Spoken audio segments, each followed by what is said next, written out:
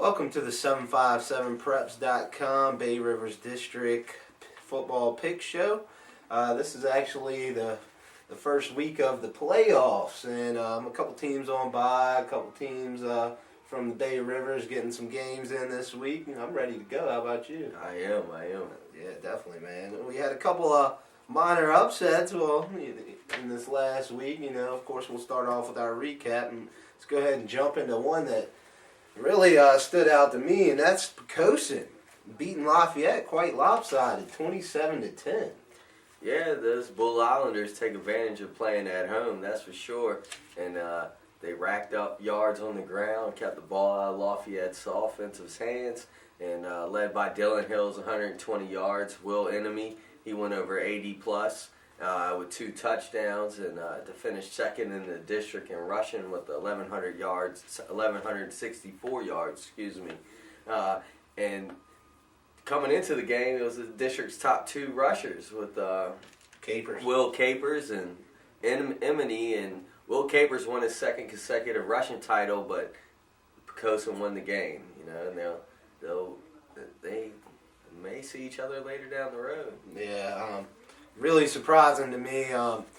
Didn't hear too much about Thomas Smith. Not too much information about him. So they kept Thomas Smith in check for the most part, and that's a crucial way, a crucial thing as far as containing Lafayette. If you can keep him in check, makes him a little more one-dimensional. They got to run the ball a lot more, and I'd much rather deal with just the running attack than that balanced pass and running attack. But what more can you say? Dylan Hill, Will Emily, they did their thing. They got busy. They played Poquoson football. Don't leave out Tyler Felty at a 100-yard touchdown interception return to seal the deal in the fourth quarter. There you go. And I don't think anybody wants to play Poquoson right now. No, sir. They are firing on all cylinders, and I tell you what, I feel bad for Southampton having to come out to Poquoson because them boys play on an entirely different level at home. Yes, They don't like to lose at home. But we'll go ahead and slide into the second game that I thought, stood out as far as maybe not crucial upset, but it was an upset, and that's Jamestown. A, putting up 50 on Warhill, and B, just the fact that they beat them 50-33 was just outrageous to me. Jamestown piled up over 400 rushing yards as a team. I don't know if that had anything to do with the fact that Warhill was coming off of 3 games in 8 days, but all I know is if Warhill brings that type of effort this week in the rematch, they're going home. Well, yeah, you mentioned the Lions playing in a 3rd game in 8 days. That's tough. Definitely. And it showed. They came out a little slow. Jamestown racked up 449 yards on the ground, led by Alex Peck and Davion Turner. Them Jamestown boys, they're coming into the playoffs on the right note with a big win over a team they're about to play again this week. Yeah, Rodney Smith added 75 yards and 2 TDs. I think everybody got into the action this week. Absolutely. And that's not leave out. Warhill stud Deadman, he also added 3 touchdowns himself. So I think, this week coming into the rematch, hopefully these couple extra days of rest will help them boys out, They'll need it. Yeah. And now we'll slide into the Bruton-New Kent game where Bruton came out with a 22-14 victory over New Kent. Bruton finished up the year strong with a W, even though they're not going to be making the playoffs this year. But, what can you say? They played strong and competitive for most of the year. And a couple injuries here or there affected their season, but at least they ended strong with a W. Well, it was a tight game. Storm Parker had 120-some yards rushing, 2 touchdowns. He also finished the year with over 1,000, but it just wasn't enough. Come at the end, Brent Spencer scored the winning touchdown for the Bruton Panthers. And, although Bruton didn't make the playoffs, they finished on a good note. Yeah, they've got a lot to look forward to in the coming years, so they'll be fine. We'll go ahead and move into a pretty competitive matchup between Tab and Smithfield. Tab's Andrew Junio, who was, fighting to be one of the top rushers in the district as well, sat out the season finale. But his backup, Jake Brown, he did his thing. Jake Brown scored 2 first-half touchdowns to get tab out to an early lead. They held on for a 17-7 win over a struggling Smithfield team this year. Yes, sir. Smithfield's young. I feel like next year they should be much better. They're running with a freshman quarterback. He got some good games, some good experience in. So I think, Smithfield's got a bright future, but, this year it's just a lot of youth, a lot of inexperience. So I look for them to bounce back next year. And then we'll move into the game of the week from last week, and that was between the York Falcons, who finished the year undefeated, and the Grafton Clippers, who are the number 1 seed in Division 4.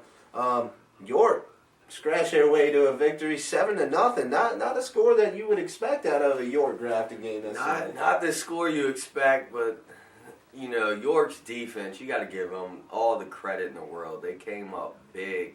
Jimmy Evans, who was named Marty O'Brien's Defensive Player of the Year today in the Bay Rivers, stripped Dylan Bartels of the ball at the goal line. Johnny Cruz fell on the ball in the end zone, and Grafton was on their way to scoring to tie the game up. Marcus Spearman caught a 40-yard swing pass to get them down there in the red zone, but they just came up short.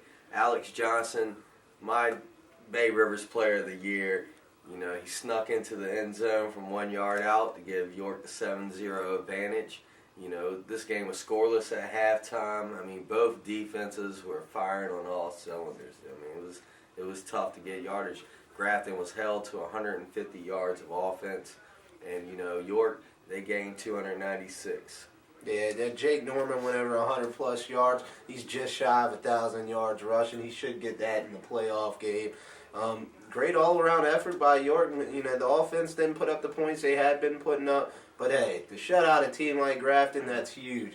And I know Grafton had a big injury in this one. Yes, sir. Jet Johnson went down with an injury to shoulder or arm. It looks like he'll be done for the year.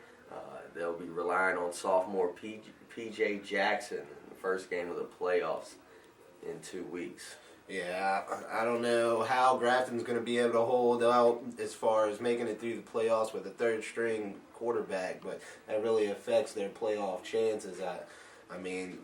Their defense is tough, but, you see right here, you hold a team to 7 and you still come home with the L. That's tough. Definitely. All right, well, we'll go ahead and move into this week's playoff matchups. As I stated earlier, 2 teams will be on bye this week from the Bay Rivers, and that's Division 4, Grafton, the number 1 seed, and it looks like they could use that extra week, maybe heal a couple bumps and bruises and break that third-string quarterback in, get him some extra practice time.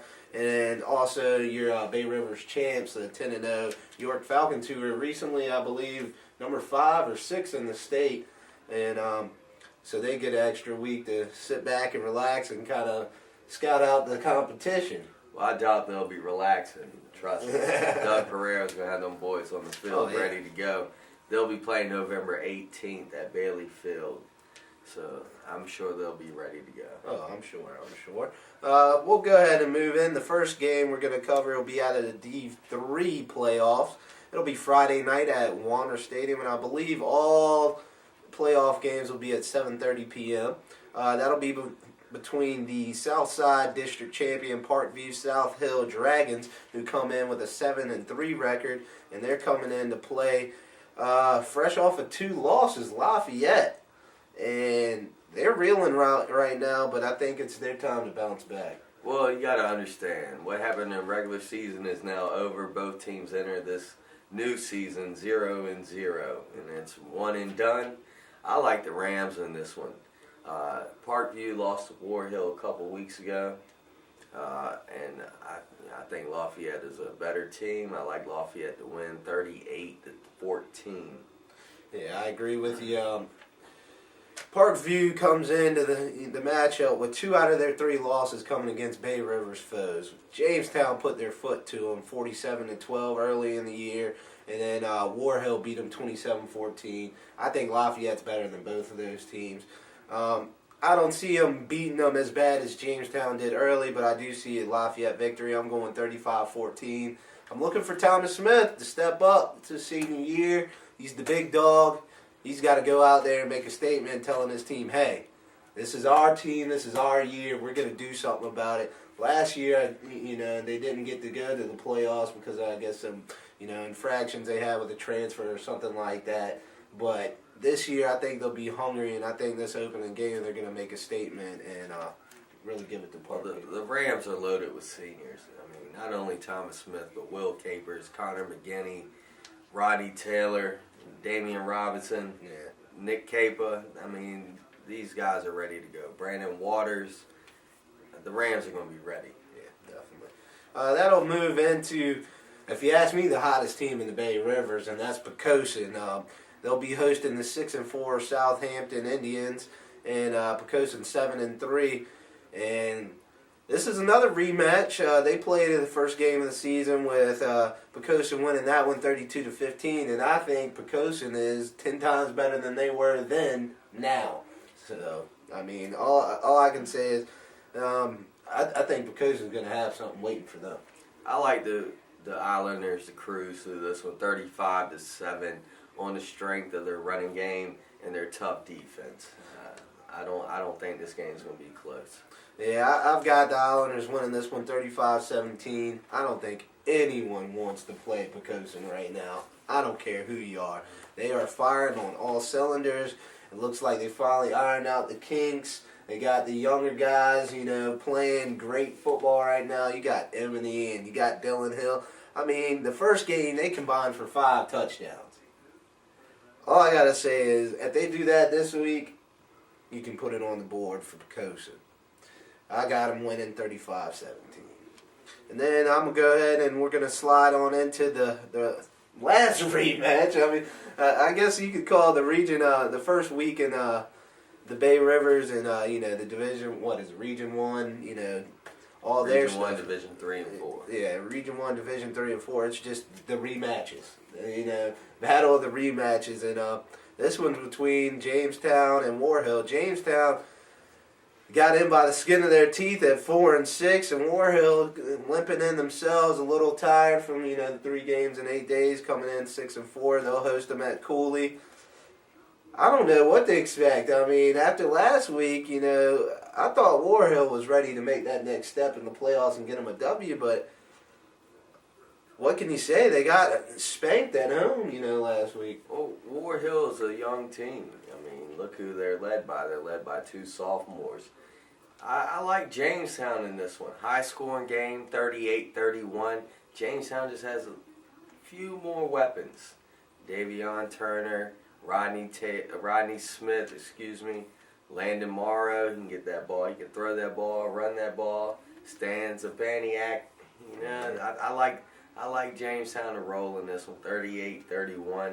Devontae Dimon, he did score 3 touchdowns last game, but that was all in the fourth quarter. A little too much, a little too little, a little too late. I like Jamestown to win this one. I'm still staying on the Warhill bandwagon. Boys played 3 games in 8 days. You're gonna get your full week's rest. I'm sure you've had a week to practice. I'm sure the coach has been talking to him about some major adjustments, giving up 50 points. And I think, this is a battle between 2 teams that got a bright future ahead of them. Both teams return a lot next year. And I thought Jamestown was a year away, but it looks like they've stepped up here at the end of the year, to where they're ready to make a statement now. But I think, Warhill, Dedmon, Lipscomb, as you said before, I think, that 1-2 punch, I think they might have gone a little vanilla last week. I'm not sure about it, but I think Coach might have held back a couple of things. It's very possible. So, I think they bounced back this week with a 28-21 victory at Cooley Field. I mean, I wouldn't be surprised if Jamestown did come home with the victory, but I'm going with Warhill on this one. But that wraps up this week's show. I guess next week we'll get to talk about York and Grafton, since they get to sit at home this week and kind of scout out the other teams and see who they're going to play, and they get to host their games. I wonder how that's going to work out with both of them, playing their home games at Bailey. Are they going to do one Friday, one Saturday, or how they're going to do that? But I guess we shall find out. I know York is playing at Bailey on the 18th. So I think Grafton will play on the 19th. Okay, so I'm not sure. So hey, Bay Rivers fans, you're gonna get 2 games right there in York County.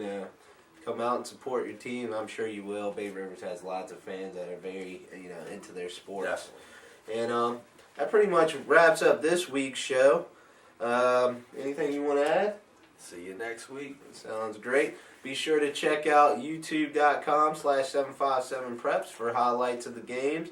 You can also check us out on facebook.com/757preps. Shout us a like, tag yourselves in photos. We've got lots of different Bay Rivers games photos up there.